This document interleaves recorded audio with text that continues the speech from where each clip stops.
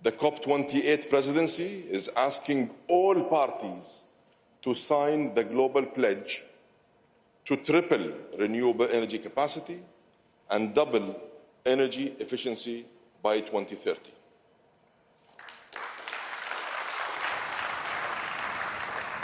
And I have some good news for you.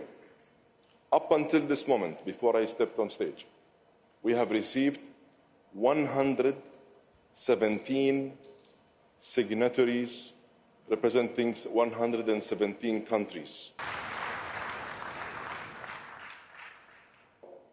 The COP28 presidency is launching the Global Decarbonization Accelerator.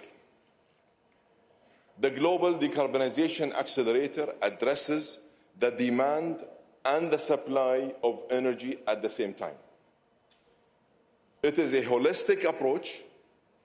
It is a comprehensive plan for a system-wide change, and I trust that you can do it. The oil and gas industry must align around our North Star of keeping 1.5 within reach. And that is exactly the rationale and the thinking behind the Oil and Gas Decarbonization Charter that we are announcing today.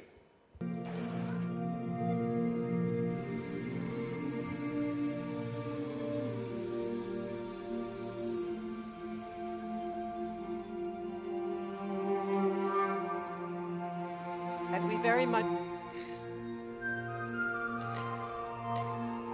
Across our world, communities are choked by drought, washed out by floods, and decimated by hurricanes. Wildfire smoke darkens our skies, and rising seas threaten the lives and livelihoods of millions of people. The urgency of this moment is clear. The clock is no longer just ticking, it is banging.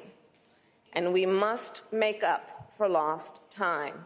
On, of course, one of the most urgent issues of our collective pledge today to rapidly increase renewable energy also includes a call for all nations to stop building new unabated coal power plants, a type of power plant that the United States stopped building more than a decade ago.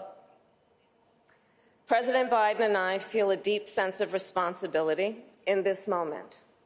We invested roughly $1 trillion over the next 10 years to reduce greenhouse gas emissions, boost climate resilience, and support adaptation and build a clean energy economy. The largest investment in climate, not only in the history of our country, but in the history of the world.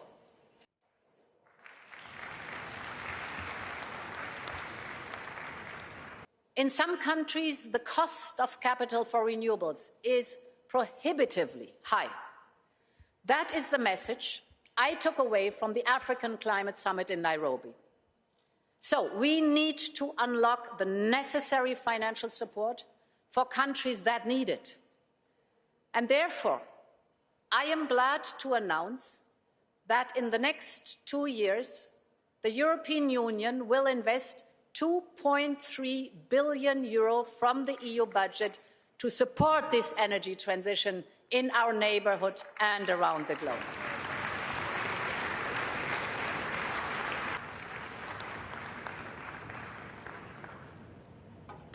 Specifically in the Atlantic, coming from St. Kitts and Nevis, we are on the front line of climate change. We did not create the problem. However, we are suffering tremendously, because that resource has the potential to produce much more energy. Even though we are small and we are suffering, we are not playing victimhood. We are looking for partners and for solutions, and we have invested our own monies to make sure that we can transition. But we are asking that you join us.